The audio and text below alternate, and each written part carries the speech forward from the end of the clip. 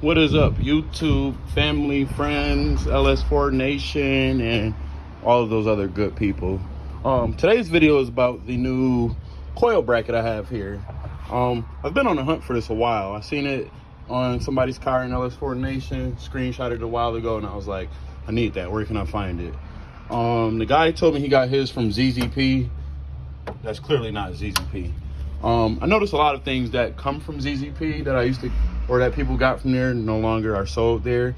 So you probably have issues finding it. These were 40 bucks on eBay, and the spacer kit that you'll need to go with it in order for it to work is $13 on eBay. So very cheap to get this if you want it. There are a couple tools you'll need to, of course, get it to work. You'll need a 10 millimeter, you'll need an 8 millimeter. You'll also need a rotary tool or some type of cutting, grinding tool. I'll show you why shortly. And you'll also need a flathead screwdriver. So, you also need a 15 millimeter socket and ratchet. Now, let me explain everything to you. So, here you have your coil bracket that is all held on by originally 10 millimeter bolts and so on, and the coils are mounted to the bracket also by 10 millimeter bolts. That's what you'll need, obviously, to get the old stuff off. All of the new ones are 8 millimeter bolts. I don't really think I need to explain how to put those on. You have coil, bracket, spacer, coil itself, and screw. Not that hard. I want to let you know now, these spacers are not magnetic, so be very careful, at least in the back, when you're putting this all together.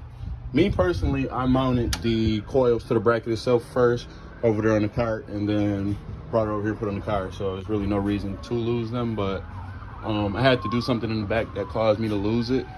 So yeah, don't drop those back there. They will melt. I believe they are plastic, because I lost it back there and I seen smoke and still haven't found it, and the smoke is gone and no leaks on the floor or anywhere. So anyway, besides that, let's start with the front bracket.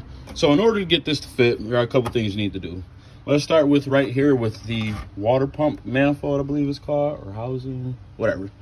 Right here, you'll need to shave just a little bit, just in order to get this bracket to fit here, because just a teeny bit, it presses up against there and it'll cause the rest of the holes to misalign. That's it for that. And for right here, you have your oil level dipstick. This right here is the 15 millimeter bolt, only 15 millimeter bolt you'll be removing. You'll be taking it out and basically pulling this back a little bit. You have to bend it a little bit, because originally this was like right about here-ish, and of course it doesn't fit in there now. So just take that bolt out, bend this up to where it fits on your car, and that's it for that. Super easy and super simple. And as for the back, a lot less modifications, or at least easier things that more people can do. Start with this, the transmission fluid dipstick. This has to be moved over just a little bit because it was like right about there. Very flexible though. I don't know if it's supposed to be like that, but I have a brand new transmission in here, so I would assume it's supposed to be like that. Whatever, no leaks, knock on wood.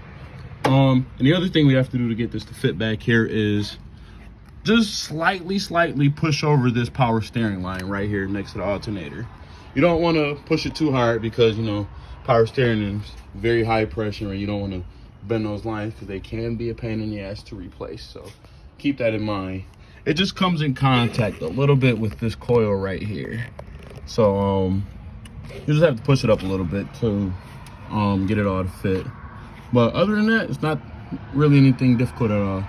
Oh, other thing too, guys, now's a good time to clean off your valve covers.